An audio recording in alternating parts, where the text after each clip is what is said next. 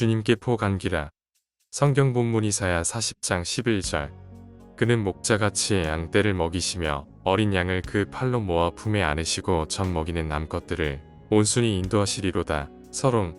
사랑하는 성도 여러분, 신앙생활을 오래 했음에도 불구하고 여전히 마음이 메마르고 기도가 의무처럼 느껴지며 하나님 앞에 서면 설명할 수 없는 긴장과 두려움이 앞서는 이유는 무엇입니까? 우리는 말씀을 많이 알고 교리를 이해하고 봉사를 감당하면서도 정작 하나님의 품에 안겨본 경험 없이 신앙생활을 하고 있는 경우가 너무도 많습니다. 오늘 하나님은 우리에게 한 가지 분명한 초대를 주십니다. 너는 나에게 포 안겨본 적이 있느냐? 이사야 40장은 바벨론 포로의 상처와 절망 가운데 있는 백성들에게 선포된 위로의 말씀입니다. 이 말씀의 절정은 권능의 하나님, 창조주 하나님이 아니라 품에 안으시는 하나님입니다. 하나님은 어린 양을 팔로 모아 품에 안으시는 분으로 자신을 계시하십니다. 이 장면에는 서두름도 조건도 정죄도 없습니다. 오직 사랑이 뚝뚝 떨어지는 장면만이 있습니다. 우리는 종종 하나님을 찾아가야 할 대상으로만 생각합니다.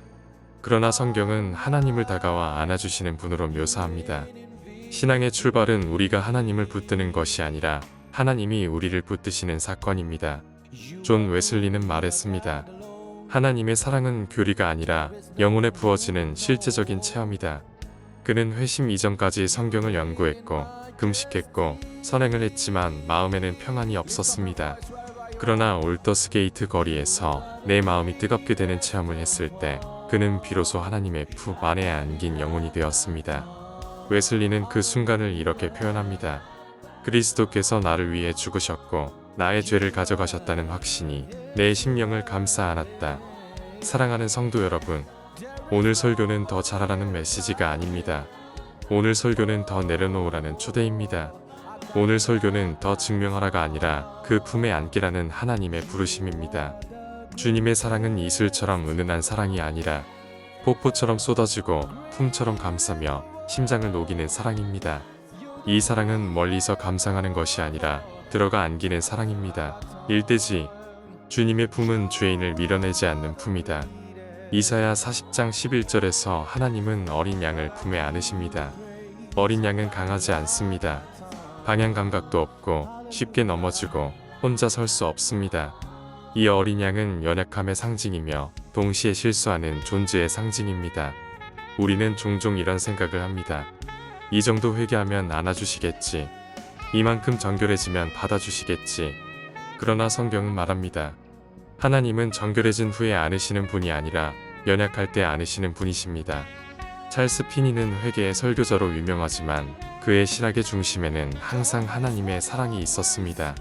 그는 말했습니다. 진정한 회개는 하나님의 거룩함 앞에서가 아니라 하나님의 사랑 앞에서 무너질 때 일어난다.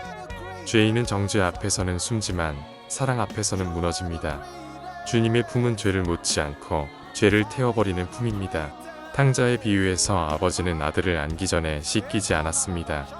냄새나는 상태 그대로 먼지가 묻은 채로 아버지는 달려와 목을 끌어안았습니다.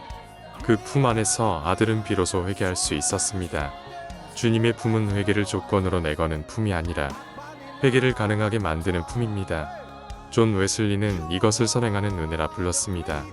하나님은 우리가 회개하기 전에 이미 다가오시고 우리가 돌아서기 전에 이미 팔을 벌리십니다.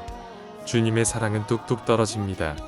정죄의 빗방울이 아니라 긍휼의 물방울입니다. 그 사랑은 왜 또 넘어졌느냐고 묻지 않고 괜찮다, 내가 안는다고 말씀하십니다.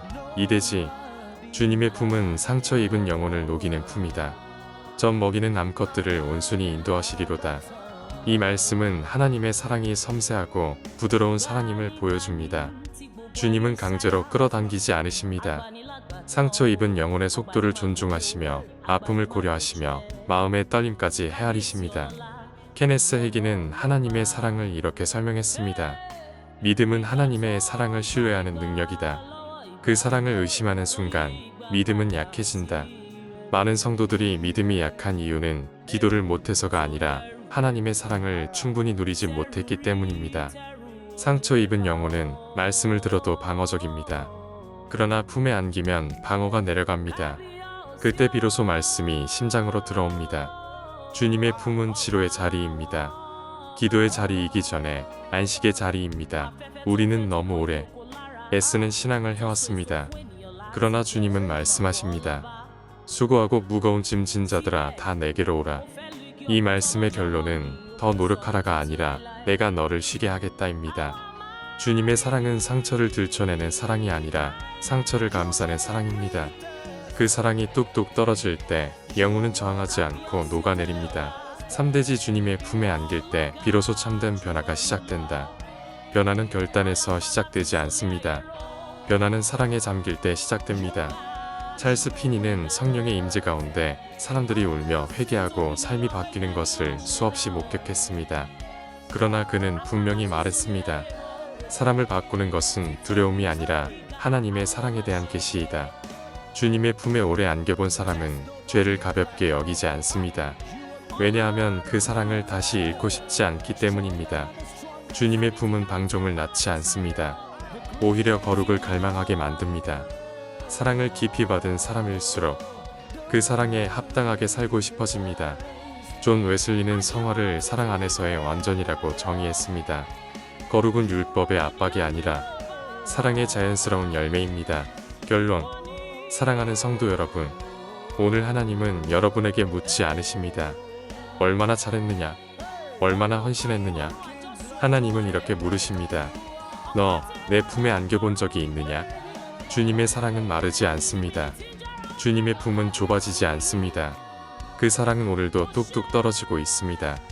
이제 애쓰는 손을 내려놓고 증명하려는 마음을 멈추고 주님께 복 안기십시오. 그 품 안에서 회개가 흐르고 치유가 일어나며 거룩이 자라나고 참된 변화가 시작될 것입니다. 오늘 이 예배가 끝난 후 주님의 품을 떠난 채 돌아가지 마십시오. 그 품 안에서 숨쉬고 그 품 안에서 울고 그 품 안에서 다시 시작하십시오. 주님은 지금도 팔을 벌리고 계십니다. 아멘.